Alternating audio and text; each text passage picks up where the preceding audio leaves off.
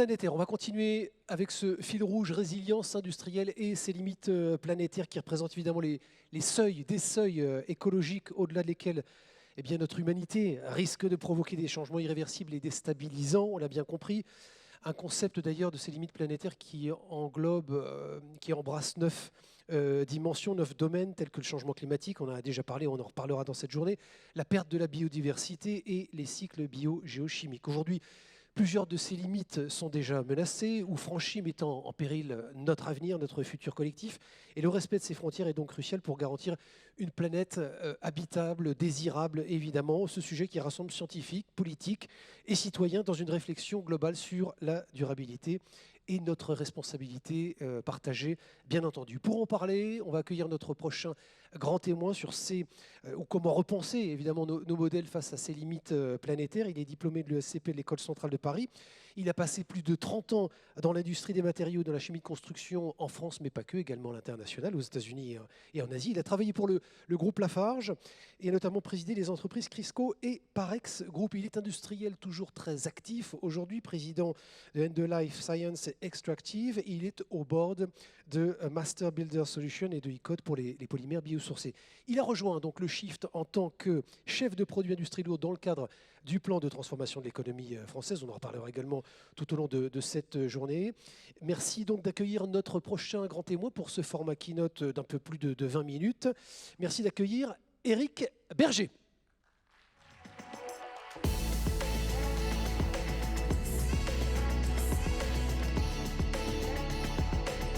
Bonjour mon cher Éric. Et je vous passe la parole pour ce format keynote, un peu plus de 20 minutes sur les limites planétaires. Et puis après, on aura bien sûr le plaisir de retrouver nos grands témoins qui nous rejoindront. Alors, je vais faire de la déflation aujourd'hui parce que je vais essayer de passer une présentation de 35 minutes en 25 minutes. Et vous l'aurez compris, je suis quelqu'un de totalement schizophrène puisque je suis dans l'industrie, je continue dans un rôle non exécutif, mais en accompagnant des entreprises dont le problème sont exactement ceux qui vous ont été présentés dans la table ronde précédente, lever des fonds, trouver des clients, faire la première usine. Et en même temps, je me suis engagé au Shift Project, qui est un militant. C'est là que vient la schizophrénie totale, mais vous aurez compris qu'on se réconcilie. Pourquoi? Parce que le Shift, je pense que la plupart d'entre vous le connaissent, ou peut-être via son président Jean Covici, est un think tank qui travaille sur la conversion à l'économie décarbonée, mais sur des bases totalement rationnelles et scientifiques, sur des quantités physiques, et c'est ça qui nous anime. Donc on essaie de trouver des solutions. Alors on va s'adresser aujourd'hui, là maintenant dans cette présentation-là, avec une optique qui est plus sur l'industrie existante traditionnelle, pas forcément les startups, et voir quels sont les grands enjeux pour répondre aux défis des contraintes planétaires. Alors les contraintes planétaires, on va aller très vite.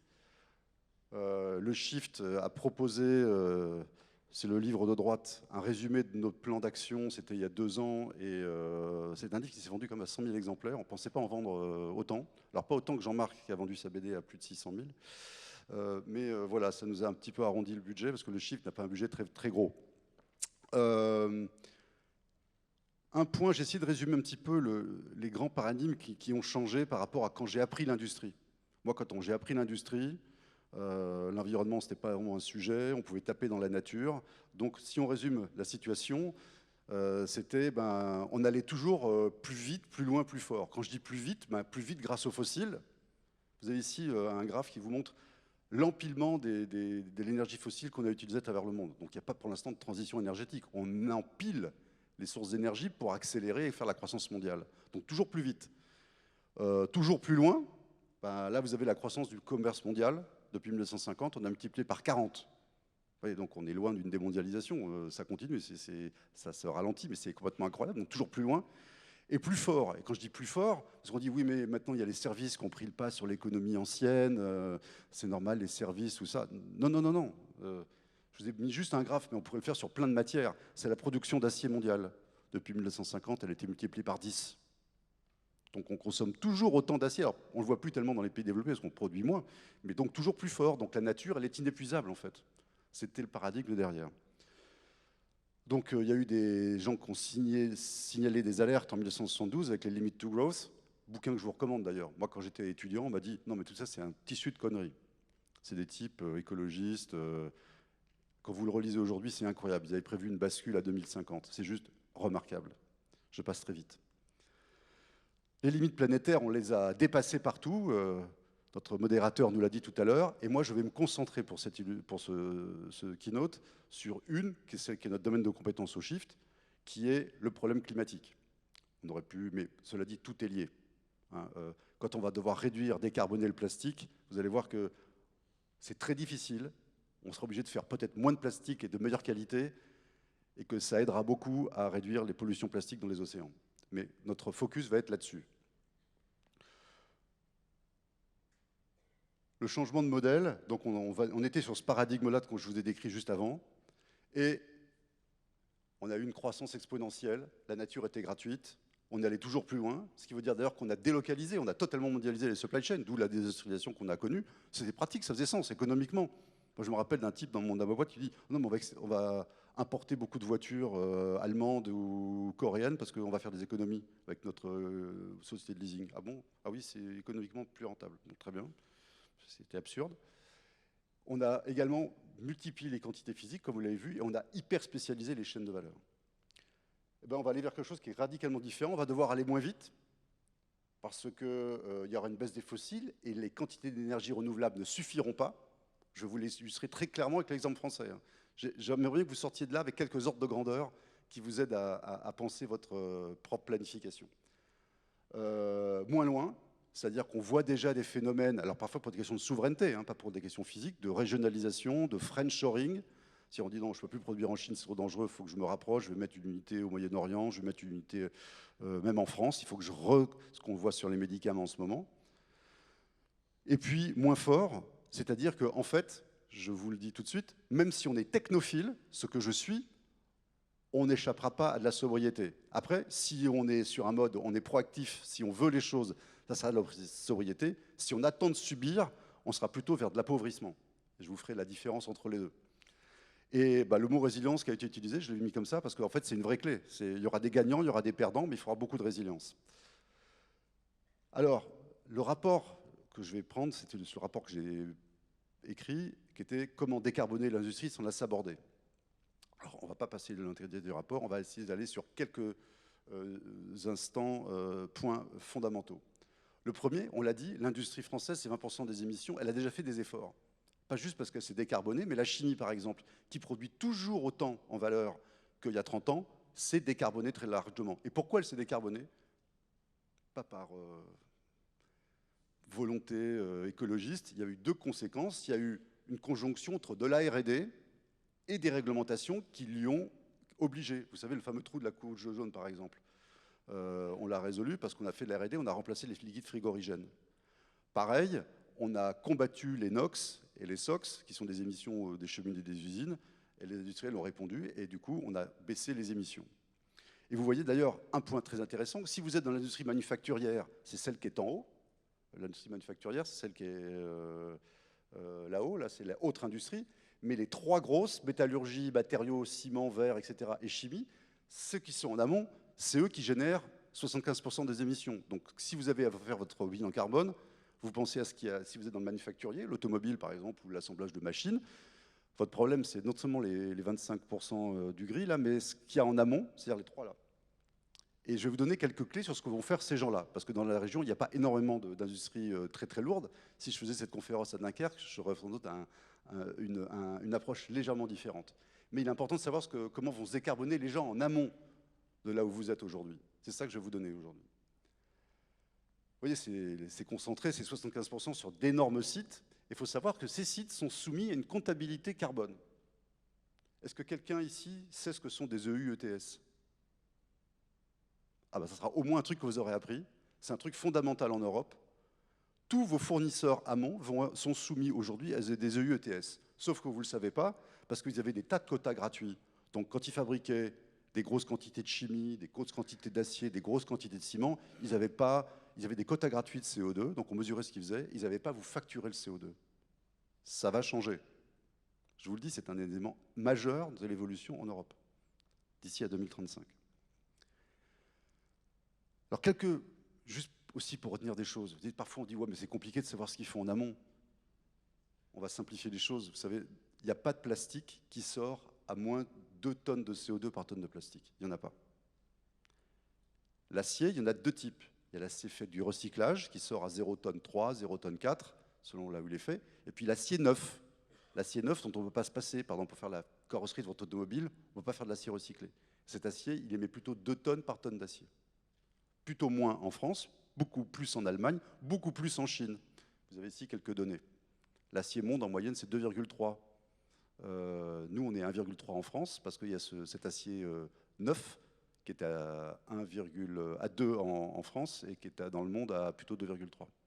Voilà, il faut avoir ces ordres de grandeur en tête. Et le ciment, c'est pareil. D'où la présentation de Julien Blanchard tout à l'heure, qui amène une solution vraiment forte. Et c'est vrai que les cimentiers n'ont pas beaucoup agi depuis les 20 dernières années et ont un plan qui est encore mou du genou. On peut le dire, même s'il y a peut-être des cimentiers dans la salle, ils ont en fait des moyens qui pourraient leur permettre d'aller plus vite. Donc une fois qu'on a dit ça, comment on décarbone l'industrie manufacturière? Parce que vous êtes sûrement dans l'industrie manufacturière. Entre guillemets, vous avez à l'échelle globale française, parce qu'on veut que nos chiffres rebouclent, c'est pour ça qu'on a fait l'étude à l'échelle française, même si on prenait en compte les supply chains générales. Il y a 20 millions de tonnes, il y a le fret, qui va être très important, mais il y a l'amont, dont je vous ai parlé. Déjà, l'industrie lourde qui vous fournit ces 60 millions de tonnes, et puis l'agriculture aussi. Si vous faites dans la transformation agricole, l'agriculture est 25% des émissions mondiales à cause des engrais, des pesticides qui sont extrêmement émetteurs, mais aussi du méthane venant du bétail. Donc à la fin, voilà. Alors comment on peut décarboner? Pareil, on va essayer de ressortir avec 3-4 notions simples.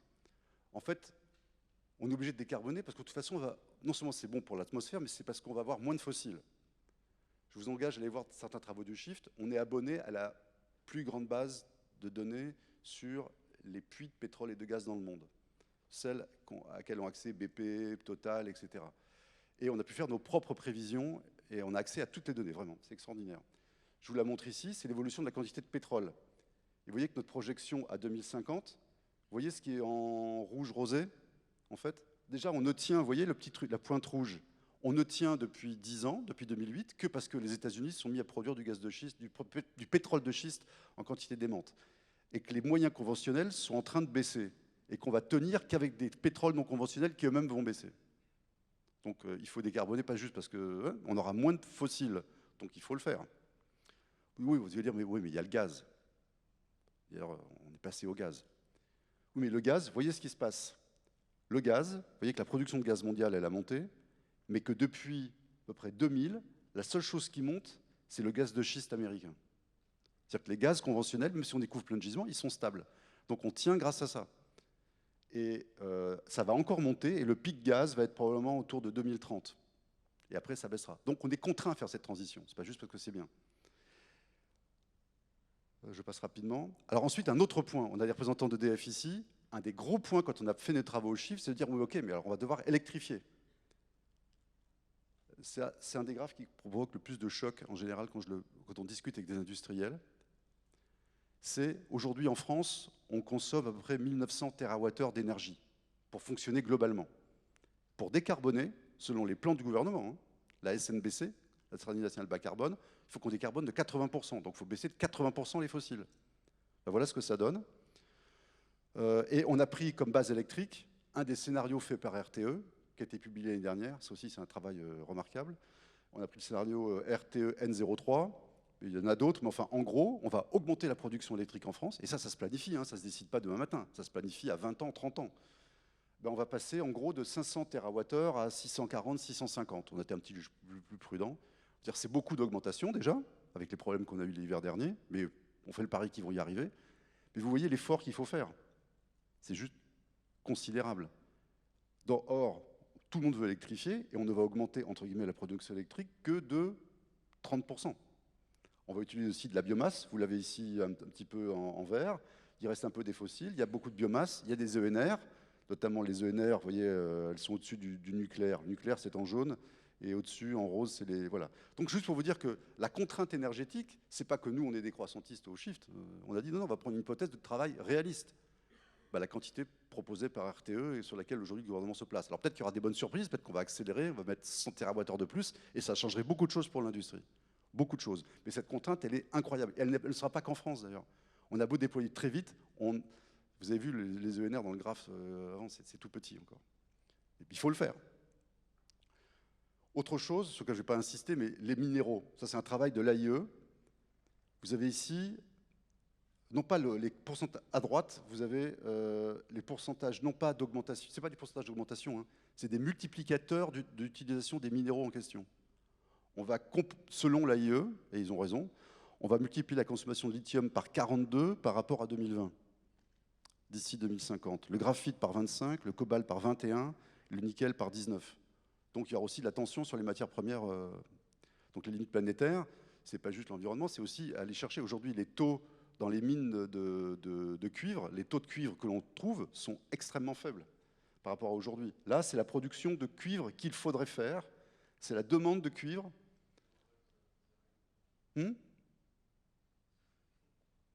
Voilà. Et ça, ce n'est pas à nous qui le disons, c'est Standard & Poor's. Donc, ce n'est pas des méchants gauchistes anticapitalistes, avec la demande sur la non-energy transition qui est extrêmement forte. Voilà. Donc, ensuite, il y a un autre élément très critique qui est la biomasse. La biomasse, là, vous l'avez, c'est en inversé. C'est un puits carbone. C'est-à-dire, plus les graphes verts vont vers le bas, plus la forêt absorbe de carbone. Et on voit que depuis 2008, en fait, la biomasse, il y a beaucoup de gens qui s'en réclament. Je vais passer à la biomasse, sauf que la forêt souffre. Ça, c'est des boucles de rétroaction négatives. Donc, ça sera une source intéressante, mais ça va être compliqué. Tout le monde va avoir recours. Aujourd'hui, les demandes à terme sont 2 fois supérieures à la disponibilité probable de biomasse. Donc, pareil, vous voyez qu'on a un truc qui est très important, qui s'appelle des conflits d'usage. Alors vous dites, oui, mais il y a plein de technologies. Et il y en a. La bonne nouvelle, c'est qu'il y a plein de technos. Elles vont demander beaucoup d'électricité. Et c'est ça le problème. Alors je vous en cite 2, 3. Il y en a plein, mais qui sont souvent évoqués dans les médias.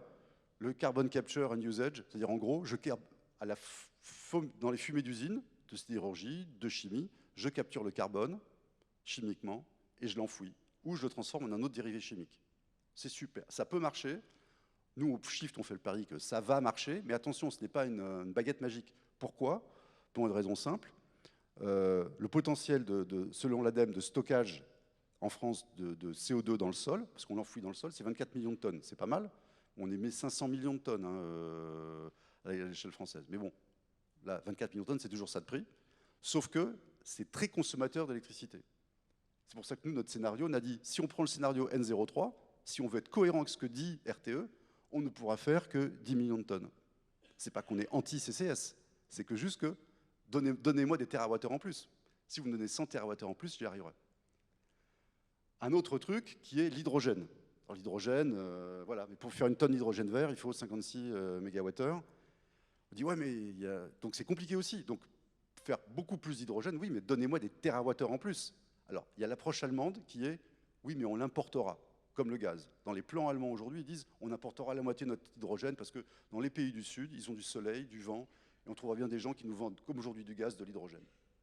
Ça, c'est un pari extrêmement risqué.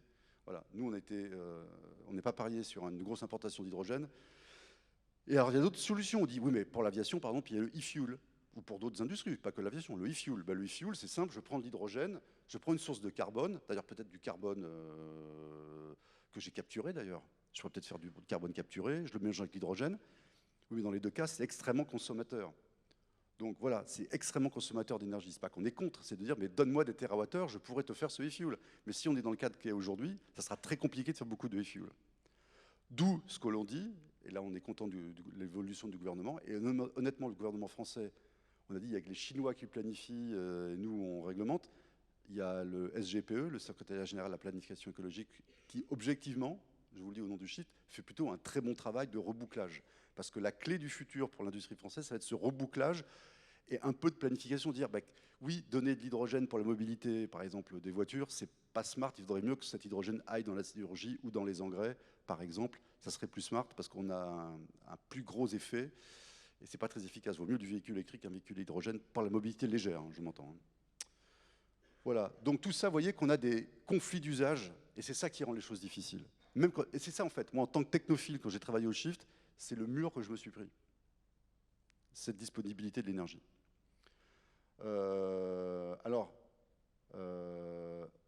La sobriété. Je vous donne cet exemple de ce qu'on a publié sur l'agriculture. L'agriculture, on dit qu'il faudra diminuer les engrais des 2/3, la consommation de viande par 3. Vous dire, ah, vous êtes des croissantistes. Non, en fait, notre plan, ce n'est pas du tout une prédiction, hein. C'est un scénario. On a dit, voilà, nous, on a fait un plan où pour reboucler, Pour tenir les accords de Paris et la SNBC, il faut faire ça. D'ailleurs, on ne décarbone l'agriculture que de 60%, vous voyez, que de 60%. Parce qu'on a dit on va essayer de taper plus fort ailleurs. Voilà. Et la sobriété, c'est quoi? C'est un changement qui est voulu. C'est-à-dire si jamais vous décidez d'abandonner votre voiture pour prendre votre vélo, et vous l'avez fait consciemment, c'est de la sobriété. Pourquoi c'est de la sobriété? Parce que vous allez utiliser moins de biens physiques, du carburant, mais aussi des métaux. Si je vous dis demain matin, l'essence est trop chère, tu es obligé d'y aller à pied, c'est pas de la sobriété, c'est de l'appauvrissement. Donc c'est ça le choix devant lequel on est. La bonne nouvelle, quand je prends l'exemple de l'industrie, c'est qu'on arrivait à décarboner. Je vous donne ici le plan. Il se décomposait en plusieurs. Vous voyez, l'industrie, c'est 53 millions de tonnes, descendre à 6 millions de tonnes de CO2. On y arrivait par du progrès continu. Et là, je suis très optimiste, ça va arriver. Les signaux prix qui ont été donnés ces 2-3 dernières années sont tels que tout le monde est à fond dessus aujourd'hui chez tous les industriels. Il faut réduire. Même la baisse des prix aujourd'hui ne nous rassure absolument pas. Ça, on va le faire. C'est la bonne nouvelle. Le vrai enjeu, c'est la rupture. Est-ce que la rupture pourrait tout faire? Si je suis techno-solutionniste, la rupture va tout faire. Nous, on y croit, on pense qu'il y aura des ruptures, on les a mises au maximum là où c'était possible, mais on s'est heurté à ce mur énergétique dont je vous ai parlé tout à l'heure. Du coup, le H2, le CCUS, les nouveaux procédés dans la chimie, on n'a pas pu les mettre partout autant qu'on voulait. Donc on les a mis en place, mais vous voyez qu'on n'arrive pas à boucler. On n'arrive pas à boucler. Et là, on est très optimiste sur la techno, hein. Je peux vous dire. Voilà. Et donc, à la fin, j'ai des conflits d'usage. Parce que j'ai besoin d'électricité pour le H2 et le CCUS, j'ai besoin de biomasse en plus, et je suis limité par les minéraux et les métaux critiques. Donc à la fin, on est obligé de recourir à quoi? À de la sobriété. Et la sobriété, c'est par exemple moins de véhicules, et plus de partage, plus de rails, un peu moins de véhicules, moins de plastique. Alors, je vous ai donné un exemple, et tout à l'heure, l'acier, je suis très optimiste. Je pense qu'on pourra arriver à décarboner l'acier à 90% d'ici une quinzaine d'années, surtout en Europe. Le plastique, c'est extrêmement compliqué parce que le recyclage physique ne suffit pas et le recyclage chimique est consommateur de procédés avec du CO2. Donc, au-delà même de la pollution de plastique, ça sera très compliqué. Il faut baisser le plastique. Alors après, on pourra faire moins de plastique à plus haute valeur ajoutée. C'est ça qui va se passer très vraisemblablement. D'ailleurs, c'est un dialogue que j'ai eu. Pareil pour le ciment. On peut décarboner le ciment, mais il a dit diviser par 6, mais ça ne suffit pas. Diviser par 6, il faut faire plus encore. Et lui, il a de l'avance, Blanchard, mais les autres sont en retard. Et ils investissent, mais pas assez vite. Et on pourrait, objectivement, consommer moins de béton. On pourrait, aujourd'hui, faire un immeuble de 5-6 étages en béton, c'est un peu idiot. On pourrait faire une structure poteau-poutre avec des matériaux biosourcés au milieu, honnêtement. Alors, comment peut-on faire ça? Les ruptures possibles, on ne va pas rentrer dans le détail, mais je vais vous donner un exemple. Pourquoi M. Blanchard va arriver à vendre ses produits finalement? Et pourquoi les cimentiers vont commencer à décarboner alors qu'ils ont combattu la décarbonation? Je sais, j'étais cimentier pendant longtemps. C'est parce qu'il y a des réglementations. Vous avez vu les crédits carbone tout à l'heure dont je vous ai parlé. Je vais vous faire une illustration de ce que ça veut dire sur les prix, concrètement. Mais parce qu'il y a une réglementation qui est sortie, qui s'appelle la RE 2020, qui est un peu unique au monde en France, où on dit on ne pourra pas construire des mètres carrés à plus de 650 kg de CO2 par mètre carré aujourd'hui, et d'ici 10 ans, ça devra baisser à 400 kg de CO2 par mètre carré. Donc là, vous avez, en prenant cette mesure, le gouvernement a organisé une concurrence entre les matériaux et les filières qui me rend optimiste pour des gens qui vont venir avec de nouveaux matériaux, par exemple biosourcés ou la construction bois. Et du coup, les cimentiers et les bétonniers se mettent à innover. C'est génial. Avant, non. Ça, c'est la première chose. Vous voyez, on est devant un triptyque. Il faudra de l'électricité décarbonée pour rendre la rupture technologique possible dans l'industrie traditionnelle. Il faudra des normes performantielles. Et puis quelqu'un l'a dit tout à l'heure, le libre jeu ouvert, ça devient compliqué. Et c'est vrai qu'il faudra un peu de protection. Alors on est plutôt pour au Shift ce qu'on appelle éviter les fuites carbone, c'est-à-dire mettre un peu de protection aux frontières, ce qui va arriver sur un certain nombre de matériaux critiques comme l'acier, les engrais, etc. Après, il y a des conséquences en cascade. Les gens disent, attention, on va faire ça, mais du coup, on va délocaliser la manufacturing qui est en dessous, puisque si l'acier devient plus cher, vous allez comprendre pourquoi ça devient plus cher. Avec un exemple très concret, je vais être obligé, moi, j'ai pas envie de payer l'acier plus cher parce que j'ai des pompes qui viennent de Corée, donc je vais mettre mon usine en Turquie où j'aurai de l'acier qui n'est pas plus cher. Donc, mais cela dit, il faut commencer à avancer, on verra. C'est comme les EUTS dont je vous ai parlé tout à l'heure. Donc on peut, et souvent en tant qu'industriel, on est contre la norme, mais en fait la norme, elle permettra de vous protéger. Et je vous donne un autre exemple que j'ai vécu dans la chimie. L'industrie européenne a mis en place REACH. Je ne sais pas si vous connaissez la directive REACH. Tout le monde était contre. J'étais au syndicat de la chimie à l'époque, en tant que patron de Chryso. Oui, ça va nous tuer, on ne fera plus d'innovation, les coûts vont être hallucinants. 20 ans après, il n'y a plus personne qui remet en cause REACH. Ça a permis de nettoyer le portefeuille produit, et ça a mis des barrières concrètes à l'entrée, ça a mis de la coopération, puisque quand plusieurs chimistes ont fait une analyse de cycle de vie sur un produit, bah, tu as la même molécule que moi, bah, on ne va pas payer chacun le prix de la cycle de vie, on va le faire ensemble. On a coopéré, et aujourd'hui, des molécules indiennes ne peuvent pas rentrer parce qu'elles ne sont pas enregistrées sur REACH. Bah, ça sera la même chose avec les normes. Souvent, en tant qu'industriel, on est contre, mais en fait, si on discute avec le gouvernement, on peut arriver à des choses qui sont positives pour que l'innovation puisse passer. Alors, les quotas carbone, un truc fondamental. Voilà le cours du CO2. Il y a un cours du CO2 en Europe. Alors, si vous n'êtes pas un des gros industriels consommateurs, vous ne le savez pas. Mais je vais vous donner l'exemple d'une cimenterie. Il y a rien mieux qu'un exemple. Là, la cimenterie X, je la connais, mais je ne vous dis pas le nom. Elle émettait en 2019 450 000 tonnes de CO2. C'est un gros émetteur. Et on lui avait donné, jusqu'à 2019, 460 000 tonnes de crédit CO2. Génial. Qu'est-ce qu'elle faisait de ces 10 000 tonnes de CO2 excédentaires? Elle les vendait sur la bourse du CO2. Elle faisait même de l'argent, c'est génial. Alors il y en a d'autres qui devaient en acheter, hein, notamment dans le raffinage par exemple. Super, EUTS gratuit, bah, du coup, j'ai un gain de... À l'époque, le CO2 était pas cher, il était plutôt à 20 € la tonne. Génial, je peux me faire 200 000 € par an. Génial. Sauf qu'on vient de réviser les EUTS de toute l'industrie européenne. Ils ont été réduits. Les nouveaux quotas pour cette cimenterie, on les connaît, hein. C'est dans le journal officiel, donc vous pouvez y aller. Hein. Si vous avez des fournisseurs, vous pouvez aller voir si quand ils vous disent « j'augmente mes prix à cause du CO2 », vous pouvez aller voir sur quels sont ces quotas. Il faut fouiller un peu. Hein. 300 000. Si cette cimenterie n'a pas réduit ses émissions par de l'innovation, le surcoût potentiel, avec le prix du CO2 qui est monté à 100 € la tonne, c'est bah, vous faites 150 000 tonnes fois 100, ça fait 15 millions d'euros par an.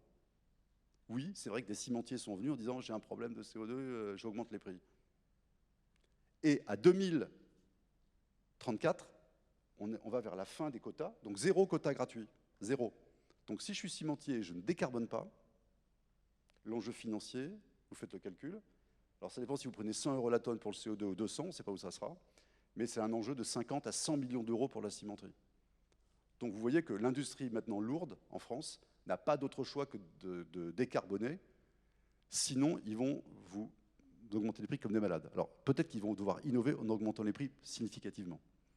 Mais vous voyez que c'est un truc très structurant. Hein. Souvent les gens ne connaissent pas ce système des UETS, mais c'est extrêmement structurant. Voilà. Alors les conclusions pour aller maintenant sur votre cas, on a dit que ça sera moins vite, moins loin, moins fort. Il y aura des gagnants, il y aura des perdants, mais il y aura des gagnants. Donc oui, des perdants, ça sera des gens qui font du diesel aujourd'hui, ça va décroître. Je pense que la quantité de béton qui va être produite sera moins forte, mais elle sera beaucoup plus chère. On vendra des bétons beaucoup plus sophistiqués en moins de grande quantité. C'est ça qui nous pend au nez.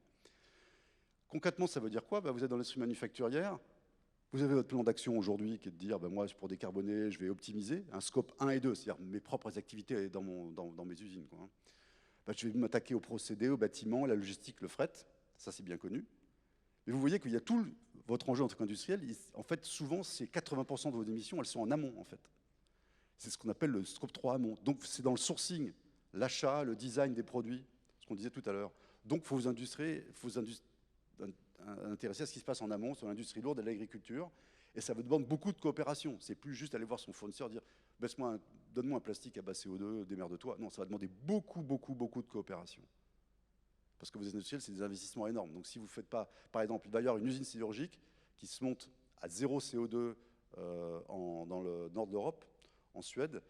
Ils ont signé des contrats avec Volkswagen et Daimler pour des quantités d'acier décarbonées, parce qu'il y a une appétence. Heureusement, il y a déjà une appétence pour ces produits-là. Ensuite, le vrai sujet aussi, c'est là qu'il y aura des gagnants et des perdants, c'est l'aval, en fait. Et là, ça renvoie à la stratégie, c'est comment ne pas créer d'effet rebond dans mon activité, parce que si je vends... le fameux exemple, c'est la voiture électrique Ami dont on s'est aperçu qu'elle est devenue le troisième... Elle n'a pas remplacé le deuxième véhicule, elle est devenue le troisième véhicule des bobos. Donc là, c'est un effet rebond total, puisque ça consomme des ressources naturelles, c'est pas terrible. En revanche, si vous inventez une climatisation qui est beaucoup plus efficace, les gens ne vont pas arrêter de climatiser parce qu'elle n'était pas efficace. Ils vont climatiser parce qu'ils voulaient se rafraîchir. Donc là, il faut y aller. Ce n'est pas à l'industriel de déterminer lui-même s'il fait de la sobriété. Hein. Il fait de l'efficacité, l'industriel. La sobriété, c'est l'usage. C'est aux politiques de déterminer où est-ce qu'il va y avoir de la sobriété. Voilà. Et puis, il faudra de la protection, il faut penser stratégie, et donc pouvoir la contrainte normative, notamment, contrairement à ce qu'on pense. Souvent, on dit « Ah, je suis contre les normes ». Non, en fait, c'est celles qui vous permettront d'innover. Il faut en éliminer d'autres. Par exemple, ça va trop lentement sur les nouvelles usines. Par contre, oui, il faut protéger le gars, nos plastiques qui sont faits. L'agriculteur qui n'a pas le droit à certains pesticides, c'est pas normal qu'il ait droit à avoir du soja brésilien qui arrive sans contrainte. Voilà. On a la chance d'avoir un pays qui a l'électricité la moins carbonée. Je vous l'illustre ici. Hein. Il n'y a que la Suède parce qu'elle a de l'hydroélectricité. Regardez, l'Allemagne a une électricité qui est 8 fois plus carbonée que la nôtre. L'Inde, la Chine, les USA, c'est juste monstrueux. Donc on est vraiment très bien placé pour le faire. Et puis, on a une chance quand même. La France est un pays, honnêtement je vous le dis, parce que je voyage encore, où je suis avec des gens en Europe partout, on a des pays où le gouvernement prend les choses le plus à cœur, même si on peut être considéré que ça ne va pas assez vite. On a évoqué tout à l'heure, je crois que notre journaliste nous a évoqué le projet à Dunkerque, ArcelorMittal, où la France va subventionner 800 millions. On aura sans doute la deuxième usine décarbonée d'acier, et c'est vraiment fondamental. C'est un bien fondamental de l'acier plat décarboné. Ensuite, la création du secrétariat général à la planification écologique.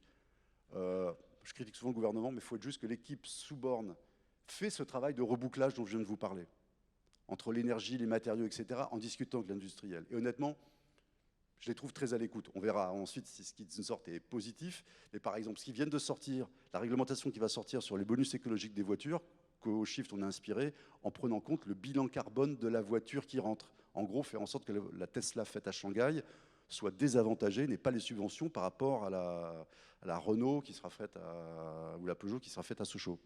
Et ça, c'est extrêmement bien. Et ensuite, objectivement, il y a aujourd'hui des moyens d'État qui vont être donnés. Enfin, moi, on est consulté au Shift sur plusieurs choses. Le PJL, qui est la loi Industrie verte qui est sortie, et le plan de décarbonation de Macron des 50 plus gros sites industriels français, où ils ont décidé de mettre 14 milliards d'euros sur la table. Et donc, il y a quand même pas mal de sous qui arrivent. Et des gens comme BPI, ADEME font comme des efforts. Donc, je trouve qu'on est dans un pays où ces projets de décarbonation industrielle sont vraiment possibles et c'est vraiment satisfaisant de voir que on prend le lead en béton, on prend le lead en acier et la chimie ne sera pas en reste. Donc voilà, je suis optimiste pour la décarbonation de l'industrie dans les années qui viennent. Éric Berger, merci beaucoup, référent industrie pour le Shift Project. Merci mon cher Éric, et pardon de vous bousculer un petit peu. Je vous garde avec nous, évidemment. Bien sûr, il est temps d'accueillir nos prochains grands témoins, encore une fois, dans le sillage heureux de ce chapeau, de ce grand chapeau que vous avez posé sur les limites planétaires, et puis de composer avec les limites de ces ressources. Vous avez évoqué notamment de sobriété plus que d'appauvrissement. C'est intéressant dans notre façon de consommer et de produire. Bien entendu, industrie traditionnelle, après les néo-industriels, adaptation ou transformation. Tiens, on met un point d'interrogation, on pose cette question à nos prochains grands témoins. Merci d'accueillir chaleureusement également, et avec vos applaudissements, Christelle Boutolo, Christophe Auffrère et Hervé Rivolène.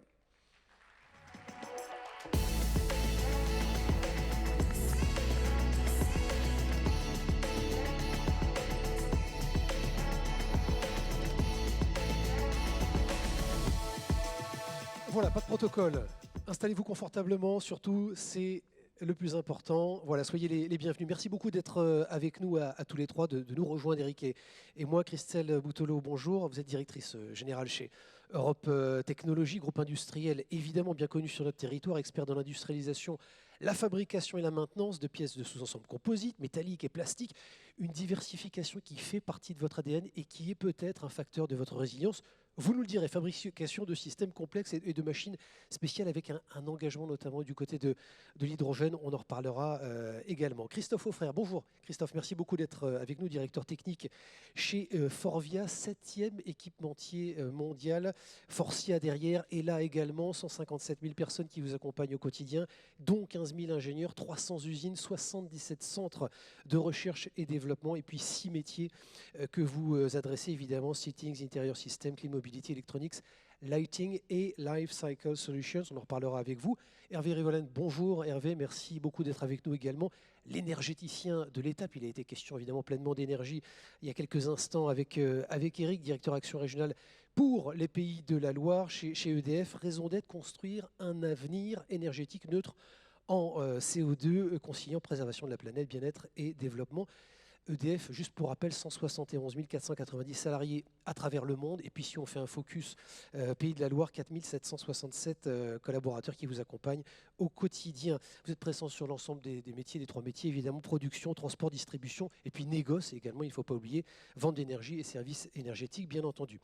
Christophe, tiens, j'ai envie de vous faire réagir d'abord sur les propos d'Éric. Qu'est-ce que vous avez envie de retenir dans cet exposé où on a parlé de ses limites et comment vous allez composer avec ces limites chez Forvia? Racontez-nous.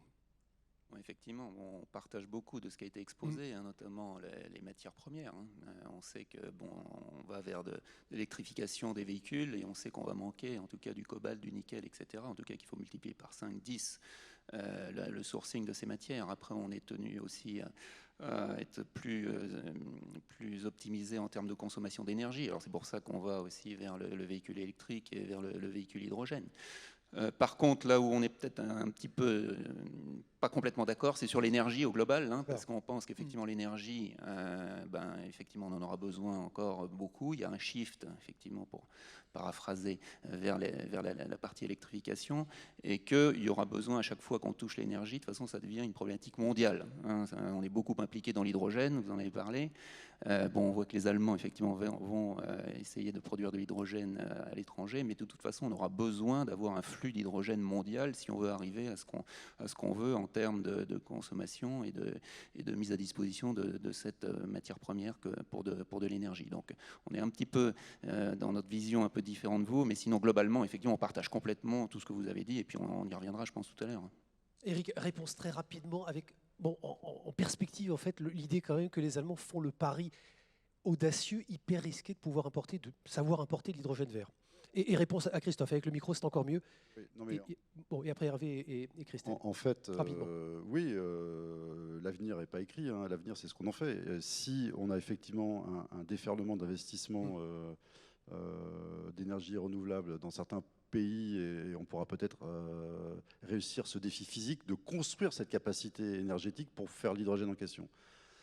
Après, donc moi, peut-être ça va arrivera. Je ne suis pas sûr qu'on ait raison 100%. Après, il y aura un autre sujet qui est que je pense qu'on se leurre un peu en pensant que ces pays vont tout d'un coup produire l'hydrogène et vont dire je vends la matière première comme ça directement à la chimie allemande. Mais en fait, moi aussi, je pourrais faire du plastique avec cet hydrogène. Comme aujourd'hui, les pays du Golfe, par exemple, exportent un peu moins de pétrole parce qu'ils aiment bien le transformer eux-mêmes, par exemple. Il y a eu d'énormes usines chimiques qui ont été faites grâce au gaz qatari. Donc il y a ce risque aussi qui n'est pas physique, mais qui est une déréindustrialisation difficile parce que c'est eux qui vont le faire. Hervé, un mot, une réaction évidemment par rapport aux propos. On verra comment vous êtes. Ni transformation, ni adaptation, pas de position radicale chez EDF, un peu les deux, eu égard à vos métiers, puis à votre histoire, évidemment, mais une réaction d'abord aux propos d'Éric, on vous écoute. Non, mais enfin bon, j'ai beaucoup de choses, j'adore le Shift Project, mais je voulais réagir sur une diapositive, et d'ailleurs Eric a dit elle est parfois anxiogène. Alors comme on nous a demandé de ne pas être anxiogène, c'est effectivement passer de 1900 TWh à 1100 TWh. Évidemment, il y a la sobriété, il y a des efforts plus ou moins difficiles, mais il y en a quand même qui sont faciles. Et j'en prendrai deux qui ne sont pas dans l'industrie, c'est quand même effectivement le véhicule électrique, parce qu'aujourd'hui, votre véhicule thermique, finalement, l'essence que vous émettez, les 2/3, ils sont dissipés en chaleur. Donc quelque part, cette baisse-là, ce n'est pas un effort considérable, ça ne va pas nous empêcher de rouler, et donc c'est quand même plutôt une bonne nouvelle. Deuxième exemple qui est dans le bâtiment, c'est évidemment passer de chaudière fuel, je pense notamment, à des pompes à chaleur. Pareil, on va capter une partie de la chaleur, donc ça veut dire aussi là une part significative d'énergie qui va nous arriver gratuite. Ça n'empêche rien sur les efforts qu'on a à faire, sur la sobriété, mais 1900, 1100, il y a des choses faciles et autant les prendre. On viendra avec vous évidemment sur l'engagement d'EDF sur ces sujets-là. Christelle, un mot de réaction aussi, un rebond par rapport aux propos d'Éric. Qu'est-ce que vous avez envie de retenir de son exposé? Merci. Déjà, merci pour l'exposé, bien sûr, mais aussi pour le contenu, l'optimisme. Déjà, la mise en évidence des efforts qui sont faits par les différentes industries. Et je pense qu'effectivement, il y a une prise de conscience, il y a plus qu'une émergence, vraiment une réalité aujourd'hui, une dynamique qui se met en place autour de ces sujets.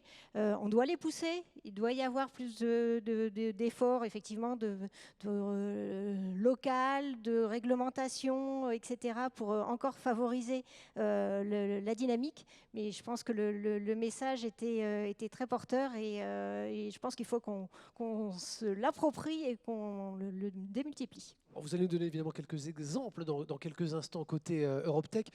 Christophe, bon, on a parlé, 6 métiers, en tout cas 6 business groups qui accompagnent vos activités au quotidien. 3 directions stratégiques, peut-être les détailler très rapidement, mais surtout nous dire quelle est votre feuille de route pour la neutralité carbone. Comment vous l'appréhendez très clairement chez Forvia et Faurecia? Effectivement, on a des directions stratégiques, donc l'énergie, le véhicule autonome, le véhicule électrique, on va dire, et puis l'intérieur, le cockpit, parce qu'on fournit tout ce qui est à l'intérieur. Mais au-delà de ça, donc on a effectivement un vrai projet, c'est un shift project aussi, sur la partie sustainability. Donc depuis 2019, on a mis en place une vraie stratégie. Donc on a des gens au niveau du groupe qui sont dédiés à ça. Et puis dans les business groups aussi, on a des relais et on a des objectifs très clairs. Donc c'est qu'on veut être de toute façon neutre en CO2 donc en 2045. Mais bien avant ça, on va être neutre en CO2 dans nos usines. Donc en 2025, on y sera. Donc aujourd'hui, on émet environ 1,2 million de tonnes de CO2. Donc on est sur la bonne trajectoire. On va équiper nos usines d'1,3 million de mètres carrés de panneaux photovoltaïques. Donc ça va simplement garantir 7 à 8% simplement de nos besoins. Tout le reste, il va falloir acheter bien sûr de l'électricité verte. Donc tout ça, c'est en œuvre.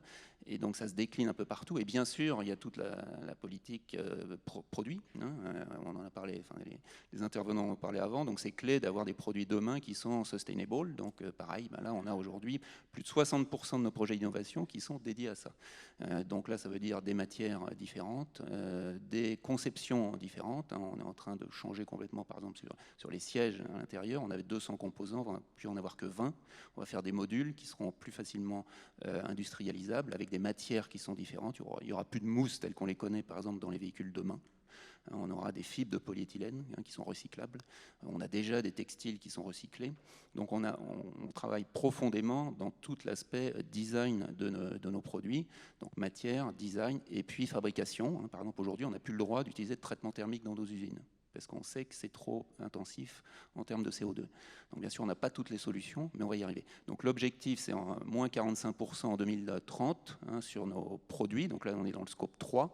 Et puis après, en 2045, c'est 80% minimum. Et on a un plan qui a été validé par SBTi, donc, qui est un organisme extérieur, pour valider un peu la trajectoire que l'on a. Donc beaucoup de choses, effectivement. Et on ne peut pas aujourd'hui parler de n'importe quel projet sans qu'il y ait à côté une part de CO2 et notamment aussi le life cycle assessment, le global. Bon, j'ai bien compris, un plan d'action donc validé par SBTi, vous venez de le dire. 3 étapes clés, notamment 2025 et 2030 et 2045 pour les citer. Vous avez évoqué ce scope 3. Christophe Auffray, vous allez perdre beaucoup d'argent. Alors justement, vous allez perdre beaucoup de cash là.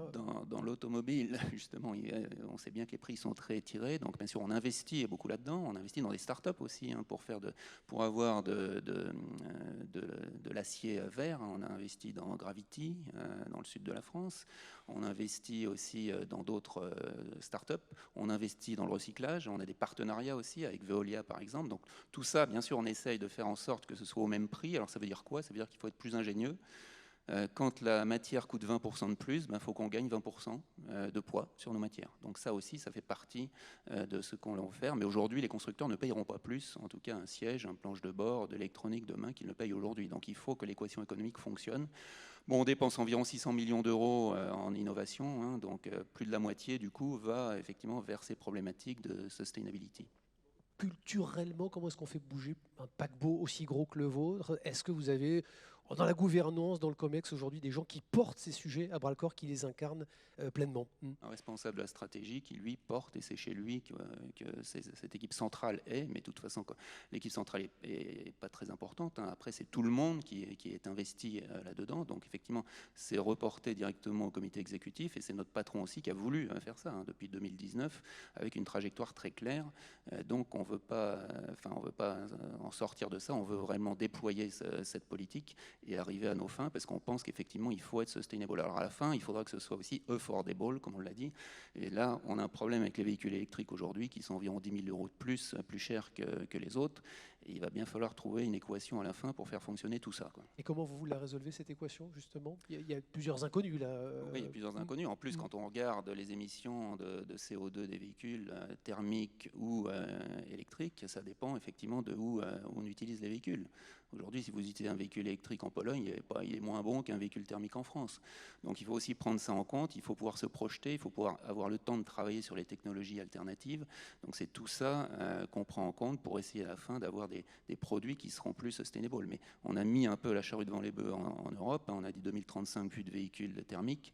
Mais aujourd'hui, on ne sait pas trop comment régler l'équation économique. Bon, même si les Allemands ont négocié avec des carburants de synthèse, on pourra y revenir très rapidement. Très peu, ça risque d'être à la marge et de coûter très cher par rapport au prix du carburant qu'on évoque bien en ce moment. Christelle Bouteau, bon, alors un mot évidemment, parce qu'on parle d'injonctions, de réglementation, etc. Les PME, les PMI que vous représentez n'attendent pas ces injonctions pour réagir. Vous ne voulez pas être au pied du mur. Vous avez anticipé les choses, et notamment chez Europtech. Et oui, je réagissais tout à l'heure par rapport à la consommation d'acier et faisais le lien effectivement avec notre première innovation donc qui date déjà d'il y a 30 ans. Et nos arguments, c'était effectivement la réduction de consommables. On était passé puisque c'était du traitement de surface conventionnel qu'on appelle du grenaillage, donc avec de l'air comprimé, on bombardait de la grenaille, donc de l'acier coupé. On avait besoin d'un caisson, entre guillemets, d'une bonbonne de 50 kg de grenaille, et on venait bombarder les pièces pour les endurcir, et avec de l'air comprimé. Et effectivement, déjà, nos arguments, c'était on réduit les consommables, on met que quelques grammes de billes, en acier toujours, mais que quelques grammes.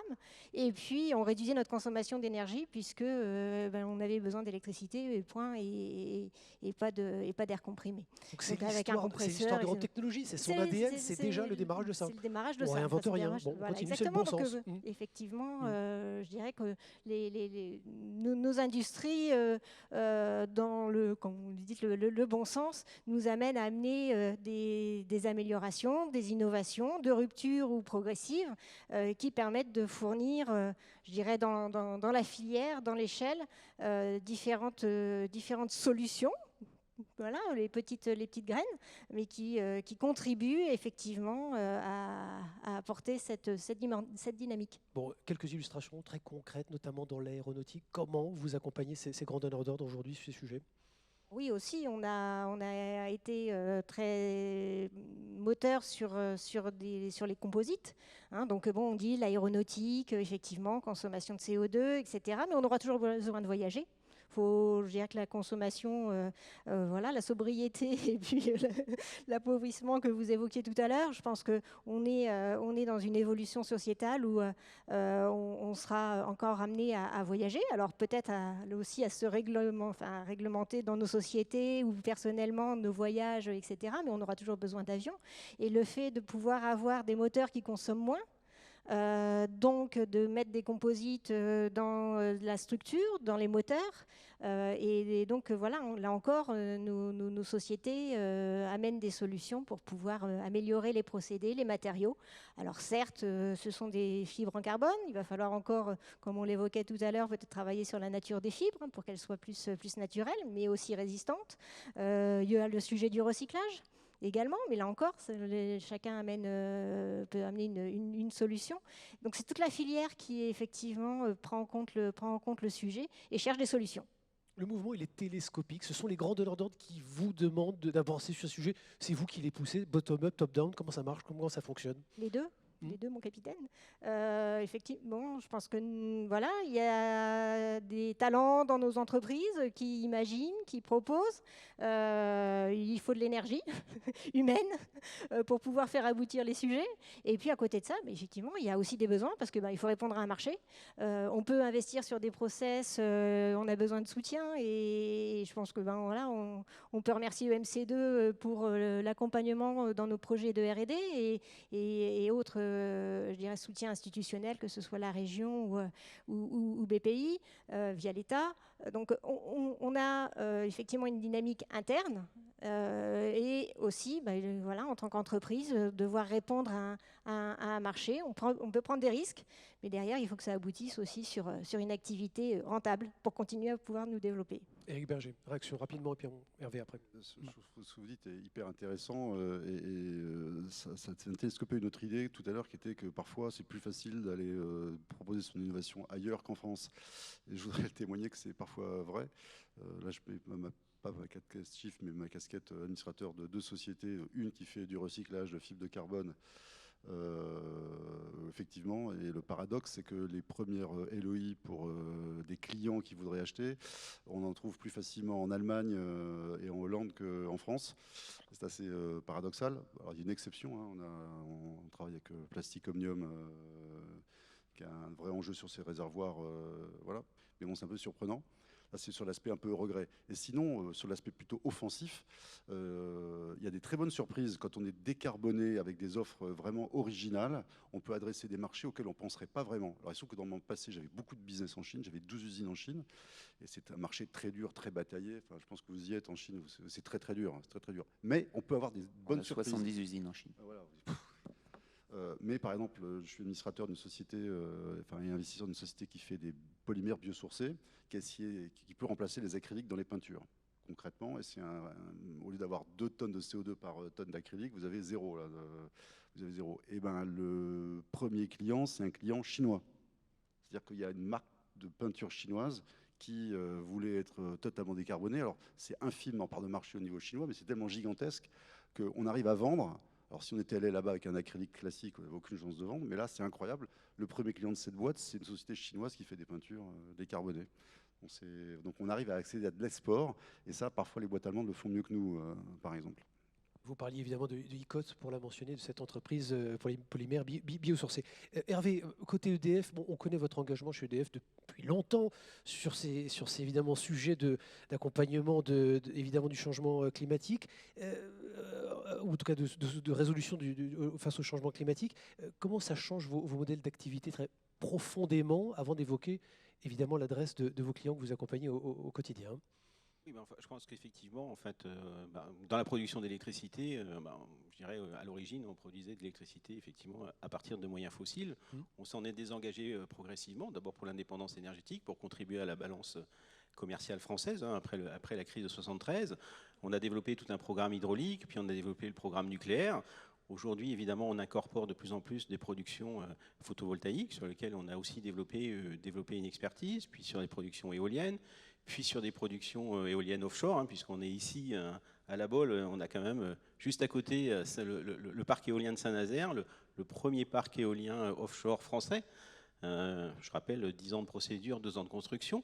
Et tout ça montre qu'effectivement, nos moyens de production, nos façons de produire de l'électricité a beaucoup changé, a beaucoup évolué.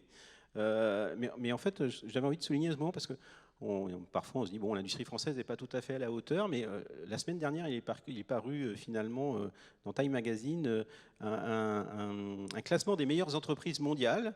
Et j'ai le plaisir de vous dire que EDF est 8e entreprise mondiale. Alors, en plus basée sur des résultats 2022 où, vous savez, notre performance financière pour crise de corrosion sous contrat n'était pas totale. Et on est donc la première entreprise européenne dans ce classement pour son engagement effectivement en faveur de ce changement. Donc on voit qu'on a des beaux succès et derrière nous on entraîne tout un tissu industriel de grandes entreprises, d'ETI, mais aussi de moyennes entreprises.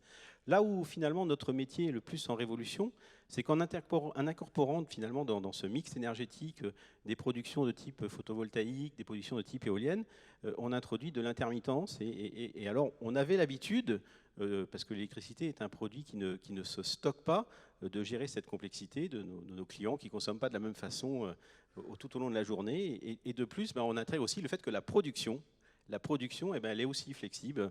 Si on a un nuage qui passe, on perd de la production photovoltaïque. Si on a moins de vent, on perd de la production éolienne. Et on a aussi là beaucoup révolutionné notre capacité, nos méthodes pour s'adapter, pour transformer, pour gérer cet équilibre. Et j'avais envie de dire, parce que tout à l'heure, mon voisin a parlé de véhicules électriques. En fait, ce que j'ai envie de dire, c'est une des thèses qu'on défend à EDF, c'est que le véhicule électrique, pour nous, c'est une formidable nouvelle. Pas forcément parce que ça va apporter plus de consommation, une consommation plus vertueuse. Mais c'est le rêve d'un énergéticien, d'un électricien, c'était de stocker l'électricité. Et on sait que ce n'est pas facile. Et là, on va avoir un stockage d'électricité parce qu'on aura quand même quelques millions, même si on fait des efforts de sobriété, même si on se déplace plus en vélo, ce que je fais personnellement, on va quand même avoir des millions de batteries. Et en fait, dans un monde connecté, aujourd'hui, la meilleure façon, c'était le ballon d'eau chaude électrique. Vous le démarriez la nuit à partir de 22 heures, vous lanciez votre machine. Demain, ce ne sera pas forcément à 22 heures, parce que la production photovoltaïque, c'est plutôt en milieu de journée. L'éolien, c'est quand il y a du vent. Et en plus, on va aussi, parce que 92% du temps, votre véhicule, il est sur un parking. Hein, il ne bouge pas, vous l'utilisez que 8%.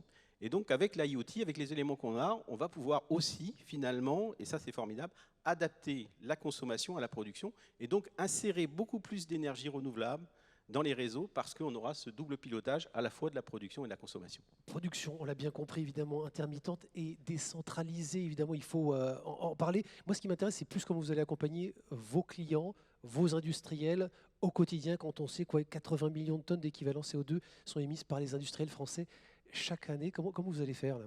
Je pense que Eric a déjà très largement abordé le sujet finalement en séparant la question de l'industrie lourde, en fait, hein, finalement les cimenteries, les aciéries, et puis finalement des industries de transformation. Alors nous, effectivement, en lien avec notre raison d'être, et finalement on a de l'expertise, et donc on accompagne tout ce tissu d'industriels qui aujourd'hui ont envie de décarboner et n'ont pas forcément les forces en propre, les équipes en propre pour décarboner, à la fois d'abord pour... Premier point, c'est essayer finalement d'identifier, que ce soit en scope 1 et O2, où sont finalement leurs sources d'émissions de CO2, quels sont les process qui émettent du CO2, quantifier, parce qu'on n'a pas toujours non plus une idée très précise de ces émissions, et derrière de leur proposer, de leur recommander des procédés. On l'a dit, hein, l'électricité, c'est le vecteur de la décarbonation. Alors, il y a d'abord des effets de sobriété, des effets, on peut éliminer des choses, on peut supprimer des consommations inutiles. Après, c'est effectivement de proposer des procédés plus performants et qui soient plutôt à base d'électricité qu'à base d'énergie carbonée. Et puis, il y a aussi encore, dans l'industrie, j'ai envie de le dire, des gisements extrêmement importants de récupération de chaleur. Ça reste un de nos sujets phares. On sait qu'on peut, à des endroits, on a de la production de chaleur fatale, et celle-là, elle peut être récupérée. Pour un autre usage industriel ou pour chauffer des bâtiments. Et c'est cette optimisation, tout cet écosystème à la maille locale qui permet aujourd'hui à nos équipes d'accompagner les industriels. Et si vous avez des questions, ils sont dans la salle d'expo. N'hésitez pas à les questionner.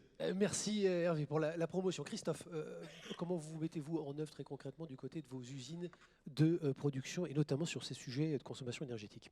Entendu le début de votre phrase? Oui, sur vos usines de production, oui. Comment vous mettez en œuvre sur ces sujets de baisse de consommation ou de sobriété de consommation? Je parlais tout à l'heure, mais effectivement, merci de me reposer la question. Donc on a un plan très clair, je vous ai dit 1,2 million de tonnes, on doit arriver à 0 ou quasiment, enfin à 10, on va dire, enfin à 10%. Donc la première chose, ça a été... Au niveau des usines, comment effectivement, vous faites? je parle bien au niveau des usines, première chose, c'était d'économiser de l'énergie. Donc en fait, on avait un objectif de 20% d'économie d'énergie et on est à 40% aujourd'hui. Donc simplement en économisant de l'énergie. Hein. Donc on a pris des pompes à chaleur, on a cloisonné les endroits pour garder de la chaleur, on a fait tout un tas de 40%. Après, effectivement, c'est plutôt acheter les panneaux photovoltaïques dont j'ai parlé tout à l'heure, hein, pour ce qui ont représenté 7 à 8% de notre consommation d'énergie. Après, tout le reste, effectivement, c'est l'achat d'électricité verte. Donc ça, c'est très clair. On est sur notre trajectoire. Hein, la trajectoire, c'est 2025 pour les usines. On est sur notre trajectoire. On est un petit peu en avance. Et donc, on le fera. Après, sur les produits, il y a peut-être une chose dont on n'a pas parlé, c'est aussi la partie économie circulaire à la fin. Donc on travaille aussi beaucoup là-dessus et ça remet en cause aussi nos produits pour pouvoir les utiliser plus longtemps. On parlait tout à l'heure d'hydrogène, par exemple, et on est d'accord avec Plastic Omnium par exemple là-dessus, les réservoirs d'hydrogène, il faudrait pouvoir les utiliser pour 2 vies de véhicules. C'est-à-dire une fois que le véhicule a fini sa première vie, qu'on puisse les enlever et les réutiliser dans une deuxième vie. Donc on a des choses comme ça. Bien sûr, la fibre de carbone est un gros problème et on travaille là-dessus avec l'IRT Jules Verne à partir de matériaux cellulose. Donc là, ce sera biosourcé, ce sera intéressant. Mais voilà, donc l'économie circulaire fait aussi partie de nos concepts, nos objectifs et effectivement, ça permettra de moins utiliser en tout cas de matières premières. Au niveau justement R&D, comment vous travaillez sur ce cycle complet de ces produits? Donnez-nous quelques illustrations peut-être. Je vais reprendre le siège dont je parlais tout à l'heure, 200 pièces, 20 modules, et ces modules, en fait, on pourra les changer au long de la vie du véhicule. Un siège, il est utilisé différemment en fonction des usages, il peut être défoncé à 100 000 km, ou certains, si vous prenez le siège avant passager d'un taxi, il est neuf après 300 000 km. Ça dépend du conducteur, de sa morphologie, etc. Et donc là, on va pouvoir en même temps, à l'avenir, ce qu'on pense, c'est acheter un véhicule d'occasion à la carte. C'est-à-dire que vous achèterez un véhicule qui n'a pas, par exemple, de siège massant, et vous pourrez mettre un siège massant, enfin la fonctionnalité massage, pour peu d'argent, du style 100 ou 150 euros. Donc on pense que ça va venir et ça va permettre d'allonger la vie des véhicules. Donc ça, c'est aussi un nouveau concept qu'on est en train de développer et qui remet en cause complètement effectivement nos conceptions de sièges en l'occurrence. Bon, parce qu'on parle de voitures, Christelle, nous dire comment Europtech accompagne ce secteur justement de la mobilité de l'automobile. Comment vous adressez ces secteurs-là Alors, je dirais sur la partie automobile, on a... Motorisation particulièrement. Alors, je vais dériver un petit peu au départ sur effectivement nos technologies qui sont applicables. J'évoquais le traitement de surface tout à l'heure par ultrasons, qui a permis d'abord dans la Formule 1, qui a été une belle source d'expérimentation ensuite, et puis de le développer ensuite sur d'autres applications automobiles.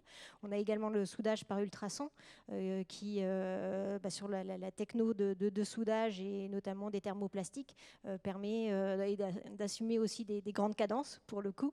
Donc voilà, ce sont des technos et effectivement aujourd'hui en termes de motorisation, alors peut-être un peu moins sur l'automobile, mais plutôt sur des applications maritimes et fluviales, où aussi on travaille à des motorisations hydrogène, de par la nature de nos activités, enfin, l'évolution de nos activités après avoir travaillé sur le GNL. On développe aujourd'hui un système d'approvisionnement de proximité, donc un système de stockage avec une distribution pour amener l'hydrogène local sur le lieu d'usage, puisqu'il faut aussi, je dirais, dans la chaîne, pour certaines applications, que ce soit le bateau à bord à quai ou le système électrogène sur un festival, amener l'hydrogène à proximité. Donc là encore, ce sont des innovations, des produits qui doivent être conçus, prototypés, certifiés et puis ensuite industrialisés. Et bon, le temps fait son œuvre, entre guillemets, et on aimerait toujours que ça aille plus vite, mais voilà, on abordait les aspects réglementation tout à l'heure aussi pour pousser un petit peu les usagers à aller plus vite vers ces solutions. Il y a des problèmes techniques. L'hydrogène compressé ou liquide, c'est pas le même volume que du carburant conventionnel. Les e-fuels peuvent être aussi une solution transitoire. Voilà typiquement ce que Europe Technologies apporte comme petite contribution. Petite contribution importante avec un héroïque évidemment que vous attendez. On le comprend bien côté EDF, on n'en parle pas souvent ou pas suffisamment. Peut-être fabrication, notamment on évoquait l'aéronautique tout à l'heure, fabrication de kérosène de synthèse pour les avions, au-delà des sujets décarbonation chez vous. Alors là, je l'apprends en travaillant avec vous. Oui, alors c'est un projet un peu fou qui est né un petit peu il y a un an, alors, qui était de se dire... Finalement, ici, nous sommes un grand port, une grande façade maritime. Nous importons beaucoup de produits hydrocarbures et ces produits hydrocarbures sont transformés. Tout ça, ça émet beaucoup de CO2, alors un peu moins qu'à Fos ou à Dunkerque. Et le projet fou, c'est de se dire on est une grande région aéronautique et on va produire ici, sur notre territoire, en Pays de la Loire, du kérosène de synthèse. Alors, ça fait maintenant un an qu'on y travaille. Et l'ingénieur que je suis, qui est aussi un technophile, effectivement, je trouve que c'est un projet extrêmement enthousiasmant.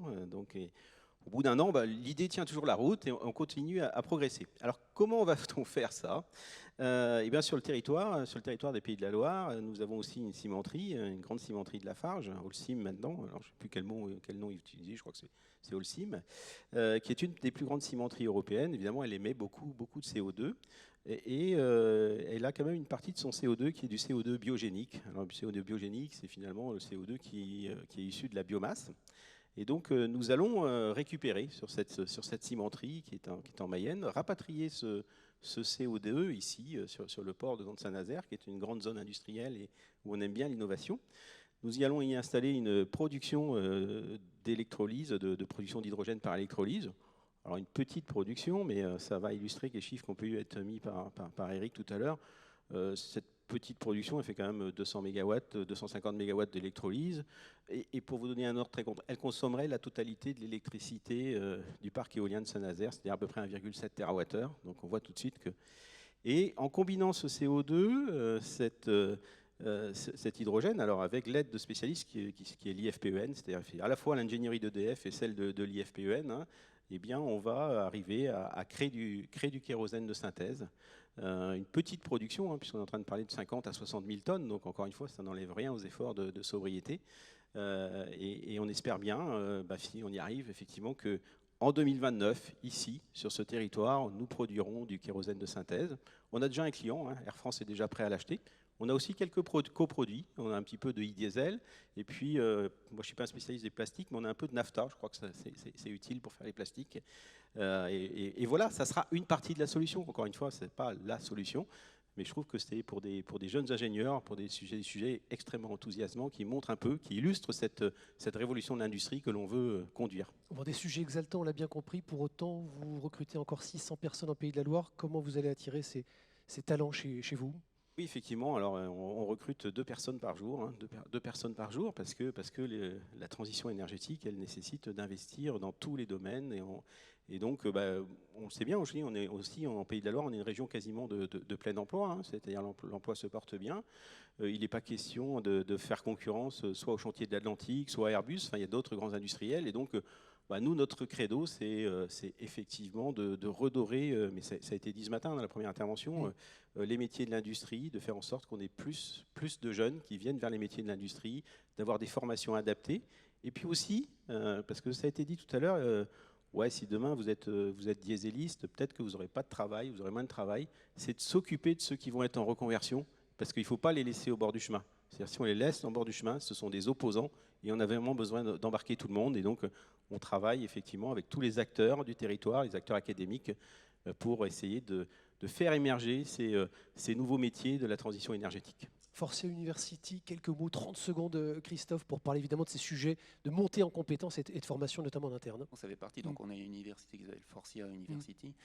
Et donc, bien sûr, on traite tout un tas de sujets, dont celui-là. Hein. Donc, il y a de la formation, il y a la compréhension de la planète, de ce qui se passe, des matériaux, etc. Et puis, effectivement, de ce qu'il faut qu'on fasse et qui est devant nous, bien sûr. Et puis, comment attirer des jeunes aussi. Alors là, c'est justement une façon d'attirer les jeunes, hein, parce que les jeunes sont quand même passionnés par tout ce qui est environnement. Donc ça fait partie aussi de la formation que l'on a chez nous. Avec quelques sujets évidemment encore à régler, notamment sur l'électronique durable et le recyclable de ces sujets. L'innovation n'est pas que technologique, on vient de le voir avec ce que disent ces messieurs, notamment dans les partenariats que vous formez, vous constituez avec les partenaires académiques sur le territoire. Rapidement pour terminer, puis Eric, le mot de la conclusion. On évoque le rôle des académiques au sein du pôle EMC2, justement, l'intérêt de faire ce lien entre les industriels et les académiques. Et je dirais que c'est à différents niveaux, c'est aussi avec les différents établissements, d'enseignement. Aujourd'hui, il y a des campus des métiers, des qualifications, et celui du design, pour penser un petit peu autrement, et l'industrie du futur en région Pays de la Loire, et dans cette mouvance et dans cette justement lien entre les industriels, les académiques, les établissements d'enseignement et de formation, qui nous permettent aussi d'assurer une adéquation entre l'orientation, pour pas aussi assumer des déceptions dans les familles, assurer un cycle de formation qui puisse correspondre aux besoins des entreprises, et puis assurer cette pérennité, effectivement, également derrière, la formation continue, pour que chacun puisse trouver le sens de son travail et monter dans les différents wagons de l'évolution. Et on connaît évidemment le travail de Jean-François Develet chez EDF, évidemment qu'il faut reconnaître sur ces engagements et l'attractivité des métiers industriels. Éric Berger, transformation, adaptation. Alors Hervé aurait tendance à répondre les deux, effectivement. Pour les deux autres intervenants, c'est clairement transformation. On n'est pas dans de la cosmétique ou de la demi-mesure. On transforme radicalement à tous les niveaux. Oui, honnêtement, on n'a plus le temps de toute façon d'être dans l'adaptation. On n'a plus le temps, et je pense que c'est le grand retour pour moi, c'est le grand retour à tous les niveaux de la vraie stratégie. Honnêtement, depuis maintenant 20 ans, quand on faisait des plans stratégiques, en gros, on prenait un tableur Excel, on prenait des taux de croissance, on tirait la ligne, on va faire. La question, c'est est-ce que je vais croître de 2, de 4, de 5, puis bon, ça marche plus, ça. Il y a des ruptures partout, soit parce qu'il y a le Covid, il y a des chocs énergétiques, etc. Donc on est obligé, quand on n'est pas dans l'entreprise, de se poser une vraie question de qu'est-ce qui va vraiment se passer à 5 ou 10 ans, et je vais essayer ensuite d'avoir le chemin le plus évident. Donc ça, c'est ça. Non, c'est une véritable transformation. Et il y aura des grands gagnants, il y aura des grands perdants. Et les gens qui ne voient pas venir les choses, c'est un vrai sujet. Je donne un exemple d'une intervention que j'ai faite il n'y a pas longtemps dans une boîte qui est un dealer mondial du collagène. Et le collagène, il se vend pour faire de la food. On peut faire en gros des bonbons Haribo, quoi. Ou on peut faire de la pharma avec soit des trucs à injecter sur les visages ou ailleurs, ou faire des gélules, des médicaments qui sont enrobés de collagène, etc. Et on parlait de décarbonation, il parlait que de scope 1 et 2. Je dis, mais attendez, je disais, comment vous faites votre collagène, rappelez-moi? À partir de carcasses bovines. Oui, il dit, non, mais nous, de toute façon, le marché explose, donc on a besoin de plus en plus de carcasses bovines. Donc moi, votre plan du shift, là, où vous divisez par 3 la consommation de viande bovine, ça ne va pas du tout. Je dis, oui, mais attendez, si ça d'abord, c'est pas un plan, c'est un scénario. Mais si ça ne se fait pas, et qu'on ne fait pas le combat climatique, est-ce que vous pensez qu'on va toujours, dans 20 ans, produire autant de bovins, sachant qu'il va y avoir une réfraction du fourrage et les cultures céréales vont être beaucoup plus dures? Donc, je serais à votre question. Vous avez une vraie question stratégique, c'est deux points. Un, vous avez intérêt peut-être à trouver par la R&D d'autres moyens de produire du collagène qu'à partir des bovins, parce que j'ai un léger doute sur votre approvisionnement à 2050, première chose. Et deuxième chose, vous avez peut-être des arbitrages à faire. Est-ce que, quand on regarde vraiment dans la pharma, ça vaut le coup? Est-ce que vraiment vendre dans les bonbons Haribo, ça vaut vraiment le coup? Ça peut se discuter, vous voyez. Donc oui, il y a ça. Ensuite, à conclure sur ces transformations, mais je voudrais revenir sur la formation.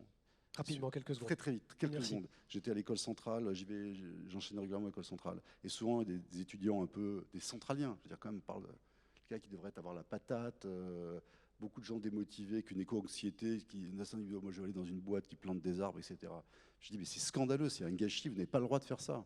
Je veux dire, vous voulez avoir de l'impact. Alors c'est vrai que toute l'industrie n'a pas joué le jeu, mais aujourd'hui, tu as envie de changer le monde. Là où tu auras le plus d'effet levier, le plus d'impact, c'est d'aller dans l'industrie. Tu veux aller aider EDF à faire du kérosène, ça vaut le coup. Tu veux aller... Il faut choisir ces entreprises. Va peut-être pas chez Exxon, mais tu veux aller chez ArcelorMittal, qui a un vrai plan de décarboner Dunkerque, tu auras un impact de plusieurs millions de tonnes de CO2. Tu vas aller planter tes arbres, tu vas faire quelques tonnes. Voilà. Il faut vraiment remettre l'église au milieu du village. Voilà pour ce message. Et applaudissements, bien sûr, pour ces engagements. Eric, Christelle, Hervé et Christophe, on peut les applaudir également tous les quatre pour leur expression. Merci beaucoup à tous les quatre. Merci pour votre attention. On clôture cette matinée.